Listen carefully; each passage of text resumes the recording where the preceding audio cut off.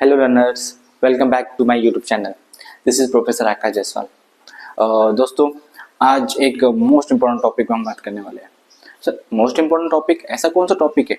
हाँ दोस्तों, आज हम एक मोस्ट इम्पोर्टेंट इन्वेंशन भी मैं उसे बोल सकता हूँ जिस पे हम डिस्कस करने वाले हैं। आज आपको कुछ न कुछ नया उस टॉपिक के बारे में पता चलेगा। सर, वो कौन सा टॉपिक है जरा हमको तो बताइए। हाँ, बता रहा हूँ। वो जो टॉपिक है उस टॉपिक का नाम है मनी। मनी, हाँ, मनी, जो पैसा जो हम डेली लाइफ में यूज करते हैं। ह्यूमन का सबसे इम्पोर्टेंट जो इन्वेंशन था वो था मनी। मनी एक ऐसा इन्वेंशन है जिसने हमारी पूरी लाइफ को चेंज कर दिया। ठीक है, क्रोथर का क्या कहना है बच्चों? अकॉर्डिंग टू क्रोथर, क्या जितने भी ब्रांचेस ऑफ नॉलेज है उसमें से सभी में कुछ न कुछ बेसिक इन्वेंशन हुआ है। सर कैसे? हाँ देखो, उसका कहना क्या था कि जितने ब्रांचेस ऑफ नॉलेज है। सर, ब्रांचेस ऑफ नॉलेज मतलब क्या? अलग अलग एक पर्टिकुलर नॉलेज की ब्रांचेस होती है, जैसे कि साइंस, मैकेनिकल साइंस। तो उसने क्या किया है कि इन्हीं सारी ब्रांचेस में एक ना एक क्या हुआ है, बेसिक इन्वेंशन हुआ है। जैसे कि मैं एग्जांपल देता हूँ, जैसे साइंस में, अगर हम साइंस की बात करें, साइंस में जो बेसिक इन्वेंशन हुआ है वो किसका हुआ है? फायर का, आग का। वैसे ही मैकेनिकल साइंस की अगर मैं बात करूँ तो उसमें बेसिक इन्वेंशन क्या हुआ है? व्हील का, चक्के का। तो उसी एक टाइप्स में, एक ब्रांच ऑफ नॉलेज में हमारे इकोनॉमी को चेंज करने के लिए, या एक बोल सकता हूँ ह्यूमन लाइफ को बदलने के लिए, सबसे बेसिक और सबसे इम्पोर्टेंट जो इन्वेंशन हुआ है किसका हुआ है? मनी का। हाँ दोस्तों, किसका हुआ है? मनी का। बराबर। मनी अगर इन्वेंशन नहीं हुआ होता तो हम अभी भी एशियन टाइम से जो जिस मनी का या जिस तरीके से व्यापार करते थे उसी तरीके से अभी हम करते आए होते। लेकिन शुक्र मानिए कि हमने क्या किया है, मनी का इन्वेंशन किया है, जिस वजह से हमारा जो पूरा ह्यूमन वांट्स है, ह्यूमन नीड है, उसको हम फुलफिल कर सकते हैं। किसके बेस पे? मनी के बेस पे। ठीक है, इतना ठीक है दोस्तों। होप इतना आपको समझ में आया होगा। एंड अगर देखा जाए तो मनी एक ऐसा टर्म है, कंसेप्ट है, जिसके बारे में जितनी बातें किया जाए कम है। ठीक है, इसका ऐसा हम स्मॉल, इसमें नैरो डेफिनेशन नहीं, इसकी वाइडर डेफिनेशन है। क्योंकि जो मनी हमारी पूरी इकोनॉमिक जो है आप किस पे डिपेंड करती है दोस्तों? मनी पे। मनी है तो ही हम हमारे नीड को फुलफिल कर सकते हैं। मनी है तभी हम हमारी वांट को सेटिस्फाई कर सकते हैं। बरोबर। तो मनी के बारे में आज मैं कुछ आपको नया ऐसा बताने वाला हूँ जो अभी तक आपको शायद अगर पता हो तो अच्छी बात है, अगर नहीं पता हो तो आपको इस वीडियो से बिल्कुल डेफिनेटली जानकारी मिल जाएगी। एंड आपको पता होगा कि पहले जमाने से अभी तक, मतलब एशियन टाइम और मॉडर्न टाइम, दोनों को हम क्या करेंगे? कंपेयर करेंगे। मतलब क्या, एशियन टाइम में इंसान किस तरीके से डीलिंग करता था और आज के डेट में क्या यूज करता है। ठीक है, तो आइए आज का वीडियो स्टार्ट करते हैं। लेकिन वेट वेट वेट, सर आपने प्रॉमिस किया था, क्या आप जब भी कोई वीडियो रिकॉर्ड करेंगे उससे पहले क्या बताएंगे? बोलो बोलो, क्या बताएंगे? स्टोरी बताएंगे। तो ठीक है दोस्तों, मैं आपको एक शॉर्ट स्टोरी बताता हूँ। ठीक है, तो आइए पहले शॉर्ट स्टोरी सुनते हैं। ठीक है, ओके। आज की स्टोरी है, एक टाइम की बात है, एक राजा हुआ करता था। सर, राजा? हाँ, एक राजा हुआ करता था। उसके राज्य में उसकी जो भी प्रजा थी वो हंसी खुशी रहते थे, अपने भाग्य का कमाते थे एंड अपने भाग्य का कमा के खा के सुखी रहते थे। लेकिन उस राजा की जो राज्य था, उस राज्य में जितनी भी प्रजा थी वो अपने राजा से खुश नहीं थी। अरे सर, क्यों? प्रजा अपने राजा से खुश नहीं है? हाँ दोस्तों, वो अपनी ही उसकी प्रजा उसके राजा से खुश नहीं थी। सर क्या वो राजा उनकी प्रजा का ध्यान नहीं रखता था, लेकिन फिर भी उसकी प्रजा उस राजा से खुश नहीं रहती थी। सर ऐसा क्यों बोल रहे हो? ऐसा क्या करता था? एक उस राजा में एक बैड हैबिट थी। मतलब उस राजा में किसी से कोई इंटरेस्ट नहीं था, किसी को कुछ करने में या किसी को उसको क्या हो रहा है क्या नहीं हो रहा है तो कोई उसको फर्क नहीं पड़ता था। उसको सिर्फ एक ही काम आता था, खाने का और सोने का, sleeping and eating, that's it. मतलब उसको किसी चीज में इंटरेस्ट रहा ही नहीं था। तो अब प्रजा भी क्या करे? प्रजा को जब पता चलता था यार ये मेरा राजा किसी में ध्यान नहीं देता है, ना हम पे कुछ ध्यान देता है बट उतना नहीं देता जितना देना चाहिए, एक्टिवली इन्वॉल्व नहीं होता था। तो अब क्या किया जाए? तो प्रजा भी कुछ नहीं कर सकती। राजा राजा के अगेंस्ट में कौन जाएगा भाई, कोई नहीं जा सकता। अब राजा को जो करना है तो करेंगे, बरोबर। तो बस राजा की जो बैड हैबिट थी, मतलब सिर्फ क्या करता था, अपने जो जितने भी दिन है, हफ्ते है या महीने हैं, वो सिर्फ और सिर्फ कहाँ बिताता था, बेड पे। खाने का खाता था, सोता था, खाता था, सोता था। तो दोस्तों मुझे बताइए, अगर कोई पर्सन सिर्फ खाएगा और सोएगा तो क्या होगा, धीरे धीरे धीरे धीरे फैटी होगा, मोटा होगा, एज यूजुअल, सभी को पता ही। तो अगर वो सिर्फ खाएगा और सोएगा तो जाहिर सी बात है उसका वेट बढ़ेगा। वेट जैसे जैसे बढ़ रहा था, उसको स्टार्टिंग में तो रियलाइज नहीं हुआ कि राजा को कि यार मेरा वेट बढ़ रहा है, मैं सिर्फ खा रहा हूँ, सो रहा हूँ, खा रहा हूँ, सो रहा हूँ, लेकिन अब तो उसको रियलाइज नहीं हुआ। लेकिन एक बार ऐसा हुआ कि उसको ऐसा शॉक हुआ कि वो अपनी बॉडी को 1 इंच भी हिला नहीं पा रहा था। मतलब उसका वेट इतना धीरे धीरे बढ़ते बढ़ते इतना वेट बढ़ गया कि वो अपनी बॉडी को हिला भी नहीं पा रहा था। अब राजा शॉक हो गया, अरे अब कैसे किया जाए, मैं तो अपनी बॉडी को हिला भी नहीं पा रहा हूँ, अब क्या करूं मैं। तो उसने क्या किया, पूरे वर्ल्ड के जितने भी फेमस डॉक्टर थे, जितने भी बड़े से बड़े डॉक्टर को बुला लिया, सारा ट्रीटमेंट करा लिया, लेकिन उसको कुछ भी हालत, उसकी हेल्थ पे 1% भी फर्क नहीं पड़ा। अब हेल्थ पे फर्क पड़ नहीं रहा है, सारे डॉक्टर्स आ गए, सारे जितनी भी उनकी कोशिश सब क्या होगी, बेकार होगी। अब यही बात क्या होती है, उसके राज्य में लोगों को पता चलता है, अरे राजा का तो इतना वेट बढ़ गया कि वो खुद को हिला नहीं पा रहा है, कुछ नहीं कर पा रहा है, बड़े से बड़े डॉक्टर उसकी हेल्प नहीं कर पा रहे, तो क्या किया जाए। तो यही एक बात वहीं के किसी उसके राज्य के एक वाइस मैन, एक सभ्य आदमी को पता चलती है। तो अगले ही दिन वो क्या करता है, राजा के दरबार में हाजिर हो जाता है, बोलता है सारे उनके मंत्री को, उनको बताता है कि मैं ही हूँ जो मैं क्या कर सकता हूँ, राजा को ठीक कर सकता हूँ। उसके राजा के सारे मंत्रीगण क्या हो गए, खुश हो गए, अरे वाह अब राजा ठीक हो जाएगा, अब राजा ठीक हो जाएगा, मतलब कोई तो है जो राजा को ठीक कर सकता है। तो अब राजा को ठीक तो करने वाला बोल दिया, लेकिन उसने कंडीशन रखी, मेरा जो घर है या मैं जहाँ रहता हूँ वहां पे राजा को आना पड़ेगा, मैं तभी बताऊंगा कि मैं राजा को कैसे ठीक कर सकता हूँ। ये उसने कंडीशन किसके सामने रखी, मंत्रीगण के सामने और राजा के सामने। अब राजा को तो क्या ठीक होना था, क्योंकि राजा अपनी बॉडी मूव कर पा रहा था क्या, नहीं कर पा रहा था। तो अब उसके पास कोई ऑप्शन है क्या, नहीं। उसने बोला सभ्य आदमी सिर्फ इतनी कंडीशन है, राजा अगर मेरे पास आएगा तभी मैं उसको क्या करूंगा, ठीक करूंगा, वो भी चल के। कैसे, चल के, वॉक करके। अगर मेरा राजा मेरे पास आता है तो मैं उसको जल्द से जल्द ठीक कर दूंगा। अब मंत्रीगण क्या हो गए, सोच में पड़ गए, यार राजा इतना वेट बढ़ गया है उसका, वो हिल नहीं पा रहा है, और ये वाइस मैन बोल रहा है कि यार राजा को चल के उसके पास आना पड़ेगा, ये कैसे पॉसिबल है। अब ये राजा को तो ठान लिया राजा ने, मुझे तो ठीक होना ही है। अब जो पर्सन ने ठीक कर रहा है उसकी जो कंडीशन उसको फुलफिल करनी ही पड़ेगी, अगर वो नहीं करेगा तो ठीक नहीं हो पाएगा, वो वैसे ही बिस्तर पे पड़ा रहेगा। तो अब स्टार्टिंग में ठीक है उसने बोल दिया, तो वाइस मैन यहाँ से चले गया। नेक्स्ट डे अब राजा कैसे भी बड़ी मशक्कत के बाद में बड़ी मुश्किल से धीरे धीरे धीरे धीरे उठा, धीरे धीरे चलते, कैसे भी करते करते करते करते उस वाइस मैन के घर पे पहुंच गया। लेकिन जब वो पहुंचा तो उसे पता चलता है, अरे जो वाइस मैन के जो भी शिष्य थे वो बोलते हैं, यार राजा जी अभी तो सर है ही नहीं करके, आप अगले दिन आइए करके। तो राजा गुस्सा आता है, अरे मैं इतना तकलीफ करके यहाँ पे आया हूँ, लेकिन अब वाइस मैन पर्सन जगह पे है ही नहीं, कोई कीमत है ही नहीं कि मेरी, तो अब क्या कर सकते हैं, अब उसको ठीक तो होना ही है। तो कुछ नहीं कर सकते थे, तो उसके शिष्य ने क्या कहा, अगले दिन आए। ठीक है, फिर अगले दिन राजा वैसे ही इतनी मशक्कत करते करते धीरे धीरे धीरे धीरे चलती है उसके घर पहुंचता है। देन घर पहुंचने के बाद फिर से शिष्य क्या बोलते हैं, राजा जी सर तो है ही नहीं, गुरुजी है ही नहीं वहां पे, तो अब क्या कर सकते, तो कुछ नहीं कर सकते। फिर ऐसे धीरे धीरे धीरे अब अगले दिन आइए, तो ऐसा उन्होंने कर दिया। तो सब धीरे धीरे करते करते कुछ दिन बीते, कुछ हफ्ते बीते, 15 दिन हो गए, 20 दिन हो गए। अब वो वाइसमैन उनको उस टाइम पे मिलता है, अवेलेबल होता ही नहीं था, पता है मिलते ही नहीं, तो क्या करे, भी नेक्स्ट जाना ही पड़ता है, कोई ऑप्शन नहीं कि उसके पास, अजय के पास नहीं, ठीक तो होना ही उसको। ठीक है, अब ऐसे धीरे धीरे करते करते समय, महीना, हफ्ता, 1.5 हफ्ता, 15 दिन बीत जाता है। लेकिन जब महीना खत्म होता है, फिर नेक्स्ट जब मंथ का फर्स्ट डे होता है, तब फिर उससे चलते चलते जब उसके पास आता है राजा, तो उसको पता चलता है, यार मेरा वेट पहले से काफी कम हो गया है।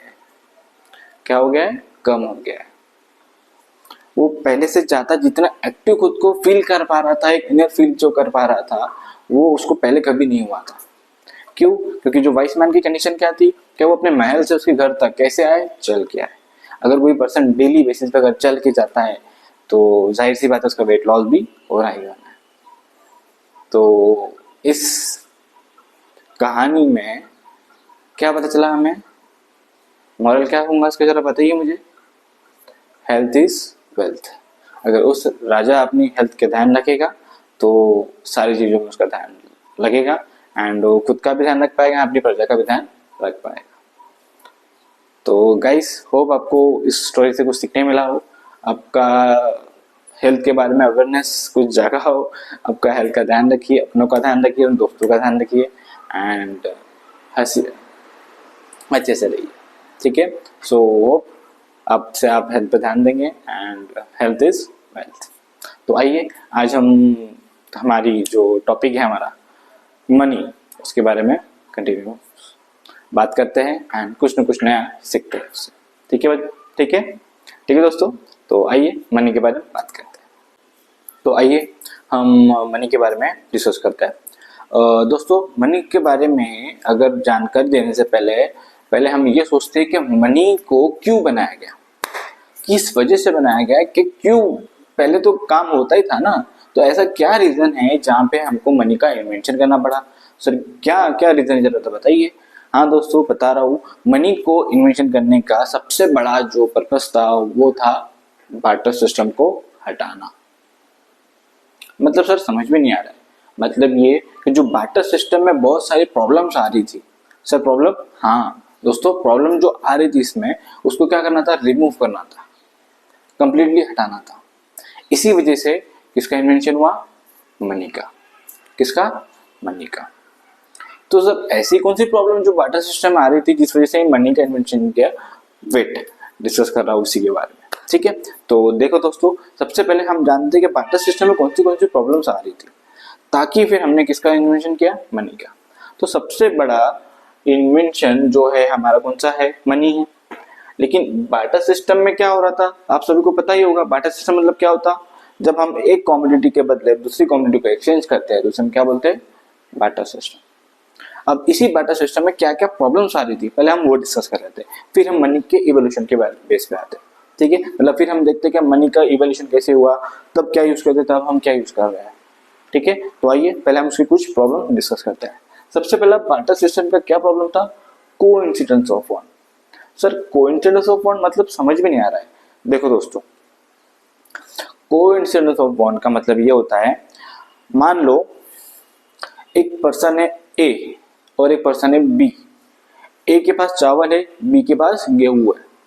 अब ए के पास चावल तो है लेकिन उसे रोटी खानी है, तो रोटी खाने के लिए क्या चाहिए? गेहूं चाहिए। अब बी के पास गेहूं है लेकिन उसे चावल खाना है, तो चावल खाने के लिए तो चावल लेने पड़ेंगे ना। तो अब जब ये दोनों मिलेंगे, मतलब ए को क्या चाहिए? गेहूं, और बी को क्या चाहिए? चावल, तो दोनों के बीच में क्या होगा? एक्सचेंज होगा।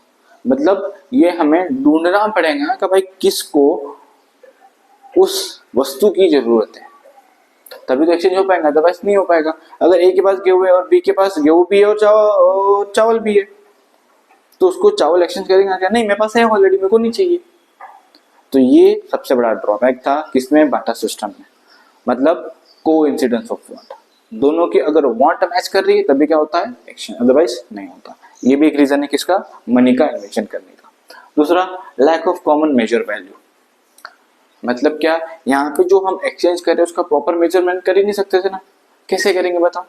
अगर किसी को 2 लीटर दूध चाहिए और किसी उसके पास क्या है, जैसे अपोजिट पर्सन के पास बोलो क्या है? चावल है, तो वो 2 लीटर दूध के बदले कितना किलो चावल देगा? अभी वहां पे मेजर करने के लिए कुछ था क्या? नहीं था। तो ये भी क्या है? प्रॉब्लम है किसमें? बार्टर सिस्टम है, जिसकी वजह से क्या आया? मनी आया।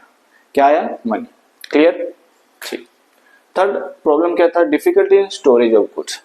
अब आप सभी को पता है कि मोस्ट जो हमारा कॉमन पेरिशेबल गुड्स होते हैं। सर पेरिशेबल मतलब क्या? जो ज्यादा देर नहीं रख सकते, जैसे कि दूध, एग्स, फ्रूट्स, वेजिटेबल्स, ये सारे कौन से गुड्स होते हैं? पेरिशेबल गुड्स होते हैं। देखो गुड्स 2 टाइप के होते हैं, पेरिशेबल और ड्यूरेबल।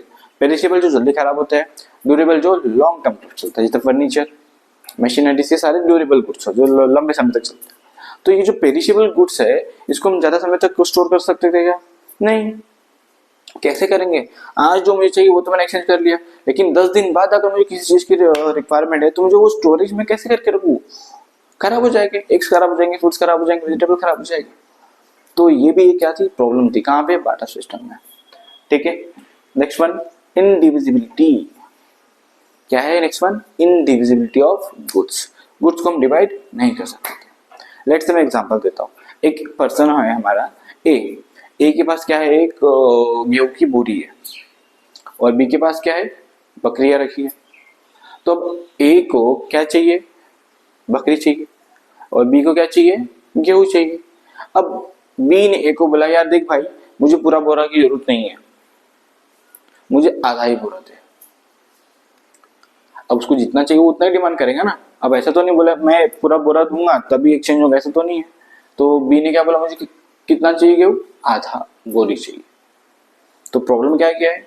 यहाँ पे आधे बोरी के बदले वो गॉड को कैसे डिवाइड करे? पूरी की पूरी बकरी देनी पड़ेगी उसको। कोई ऑप्शन है क्या? नहीं है। तो ये भी क्या था? एक इनडिविजिबिलिटी प्रॉब्लम थी। कहाँ पे? हमारे बार्टर सिस्टम में। Next one, last one, deferred payment. Deferred payment मतलब क्या होता है बच्चों? Future payment. मतलब क्या?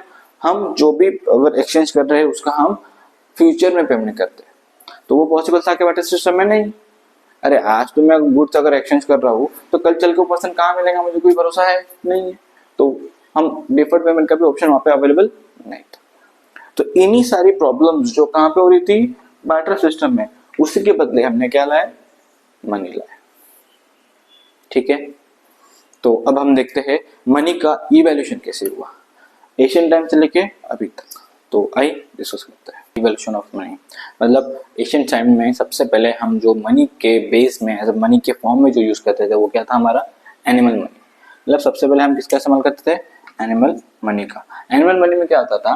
क्या अब जिसके पास जो गॉट है, शिप्स है या हेन्स है, मतलब जो मुर्गियां होती है, बकरियां है, इसी का क्या करते थे? एक्सचेंज करते थे किसी भी चीज को लेने के लिए। कोई और ऑप्शन नहीं था। लेकिन एनिमल मनी में क्या प्रॉब्लम थी बड़ी वाली? उसको हम डिवाइड नहीं कर सकते थे। उसी को प्रॉब्लम को सॉल्व करने के लिए एनिमल मनी का हमने क्या इन्वेंट किया? Commodity money. Sir commodity money में क्या क्या आता है? दोस्तों कॉमोडिटी मनी में जो एनिमल्स की स्किन्स होती है, ग्रेन्स आते हैं, शेल्स आते हैं, एंड जो रेयर आर्टिकल्स थे, स्टोन से, ये सारे काम में होते हैं कॉमोडिटी मनी में। बट इसका भी इतना ज्यादा इफेक्ट, मतलब इतना अवेलेबिलिटी नहीं होता था ना। अब कितना हम ग्रेन्स का इस्तेमाल करेंगे, कितने बार में जो रेयर आर्टिकल्स हम एक्सचेंज करेंगे। तो यहाँ पे भी क्या थी? कुछ प्रॉब्लम्स थी। उसी को प्रॉब्लम सॉल्व करने के लिए हमने क्या बनाया? Metallic money. मेटेलिक मनी में क्या होता था? गोल्ड, सिल्वर, कॉपर्स, एल्यूमिनियम के हम एक नॉर्मल कॉइन के साइज में से शिप्स बनाते थे। बट अब यहाँ पे क्या प्रॉब्लम आती थी कि जब भी हम कोई एक्सचेंज करें तो कितने गोल्ड कॉइन दे, कितने सिल्वर कॉइन देने चाहिए, यहाँ पे हमें दिक्कत आ रही थी। और अगर चलो हम इसका इस्तेमाल भी करते हैं, लेकिन गोल्ड और सिल्वर कितना इस्तेमाल करेंगे एक्सचेंज करने के लिए वो भी। तो इस प्रॉब्लम को सॉल्व करने के लिए फिर हमने क्या इन्वेंट किया? Metallic coins. अब मेटेलिक कॉइन्स जो हम नॉर्मली यूज करते हैं, 1 रुपए के, 5 रुपए के, 10 रुपए के, सारे क्या ऐसे बने होते हैं? मेटल से। मतलब अब जैसे जैसे समय बीतते जा रहा है तो हम कैसे कैसे गोल्ड जो है, सिल्वर को सेव करने के लिए और मेटल्स का ज्यादा इस्तेमाल करना चालू किए। अब मेटेलिक कॉइन तो बन गए, लेकिन अगर मेटेलिक कॉइन आपको कोई बड़ी वस्तु खरीदनी है, कोई बड़ा गुड्स खरीदना है, तो वहां पे कितना मेटल कॉइन लेके जाएगी? प्रॉब्लम है, हम ज्यादा मेटल से कॉइन कैरी नहीं कर सकते। इसी वजह से हमने मेटल कॉइन्स को हटाने के लिए, उसका इस्तेमाल कम करने के लिए हमने क्या इन्वेंट किया? बोलो दोस्तों, क्या इन्वेंट किया? Paper money. अब पेपर मनी तो आप सभी जानते ही है, 500 के, 200 के, 100 के, 2000 के जो भी बंद हो गए। तो ये सब क्या है? Paper money. जो पेपर मनी का जो हम इस्तेमाल करते हैं ये भी हमें एक्सचेंज करने में हेल्प करता है। अब पेपर मनी में क्या होगा कि एग्जैक्टली डिनोमिनेशन हमको पता चलेगा, नहीं इतना इतना हमको देना है, इतना हमको लेना है। ठीक है। तो पेपर मनी ठीक है, लेकिन अब पेपर मनी के बाद भी जैसे जैसे जमाना बढ़ रहा है, जैसे जमाना बढ़ रहा है, जैसे टाइम, पैसेज ऑफ टाइम के कारण अब इन्वेंशन तो होते रहते हैं। तो पैसेज ऑफ टाइम के कारण क्या बनाया हमने? बोलो क्या बनाया? Credit money. Sir credit money मतलब क्या होता है? देखो दोस्तों, क्रेडिट मनी मतलब जो हम चेक इशू करते हैं। चेक क्या होता है मुझे बताओ थोड़ा सा। As per the negotiable instrument act, check is a instrument which can be use for the exchange. ठीक है, उसे हम क्या बोलते हैं, क्रेडिट मनी। मतलब उस चेक बुक में उसमें पार्टी का नाम लिखा, अमाउंट लिखा एंड उसको साइन करके दे दिया। मतलब ये क्या है, एक इंस्ट्रूमेंट है जो हमें एक्सचेंज करने में क्या करता है, हेल्प करता है। ठीक है, होप यहाँ तक आपको समझा हो एंड आपको कुछ नया सीखने को मिल रहा हो। ठीक है दोस्तों, आगे बढ़े। तो अब हम चेक का तो इस्तेमाल कर रहे थे, ठीक है, लेकिन अब जमाना बदल रहा है, तो अब कुछ और इन्वेंशन करना है। तो मैंने क्या इन्वेंट किया, प्लास्टिक मनी।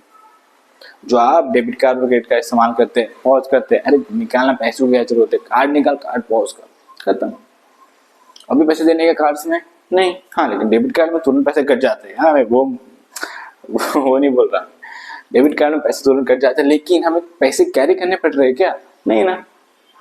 वैसे ही क्रेडिट कार्ड में आज हम शॉपिंग करते हैं, पेमेंट उसके कुछ दिन बाद करते हैं। तो यही क्या है, हमारा प्लास्टिक मनी, जिसका हम इस्तेमाल करते हैं। और सबसे ज्यादा जो आज के डेट में ट्रेंड में या सबसे ज्यादा जो यूज होता है आज की डेट में, हम सिर्फ क्या कैरी करते हैं, मोबाइल फोन। वॉलेट सब आउटडेटेड हो गया है। आज की डेट में सिर्फ हम कार्ड्स को कैरी करते हैं, कहाँ पे, वॉलेट में। पैसा तो हाँ रखना है, बट हर जगह नहीं यूज कर सकते हैं हम किसका, इलेक्ट्रॉनिक मनी का। बट मोस्टली हम सिर्फ और सिर्फ फोन में ही इस काम हमारा हो जाता है। फोन निकालो, स्कैन करो और पेमेंट कर दो। तो सबसे ज्यादा आज की डेट में क्या यूज हो रहा है, इलेक्ट्रॉनिक मनी, मतलब ई मनी। ई मनी हम कैसे इस्तेमाल करते हैं जरा बताना। फोन पे, गूगल पे, पेटीएम, अमेजोन पे, ये सारे क्या है, प्लेटफॉर्म है जहाँ पे हम क्या करते हैं बताओ, इलेक्ट्रॉनिक मनी का इस्तेमाल करते हैं। अभी तो डिजिटल करेंसी के भी ऐप्स आ रहे हैं, हर बैंक अपने अपने डिजिटल करेंसी ऐप्स बना रहे हैं, ताकि अब यहाँ पे हम फिजिकल करेंसी ना मेंटेन करते हुए डिजिटल करेंसी, मतलब अगर मुझे आपको पेमेंट करना होगा तो जस्ट आप, मैं स्वाइप करूंगा, करेंसी आपके अकाउंट में, सिंपल। तो देखो बच्चों कैसे इन्वेंशन धीरे धीरे बढ़े जा रहे हैं, जो हमारा जो जितने भी प्रॉब्लम थे उसको सोल्यूशन हमें मिलते जा रहा है। तो ये जो है हमारा एक रिवॉल्यूशनरी चेंज लाया है हमारे कहाँ पे, इकोनॉमिक में। तो दोस्तों आज का वीडियो बस यहीं पे हम रुकते हैं, नहीं तो वीडियो और अगर मैं बात करते जाओ तो लंबा हो जाएगा। बट ये था हमारा आज का, जो मैं आपको बताना चाहता था, आपको कुछ नया इन्फॉर्मेशन शेयर करना चाहता था, वो था इवोल्यूशन ऑफ मनी। मतलब कहाँ से हम एनिमल मनी से कहाँ पहुंचे, इलेक्ट्रॉनिक मनी में। ठीक है, तो दोस्तों होप आपको आज के वीडियो से नॉलेज मिली होगी एंड जरूर आपको कुछ सीखने मिले होगा। तो अगर आपको वीडियो पसंद आया हो तो लाइक करिए, शेयर करिए एंड सब्सक्राइब करिए। ठीक है, सो बाय बाय, टेक केयर।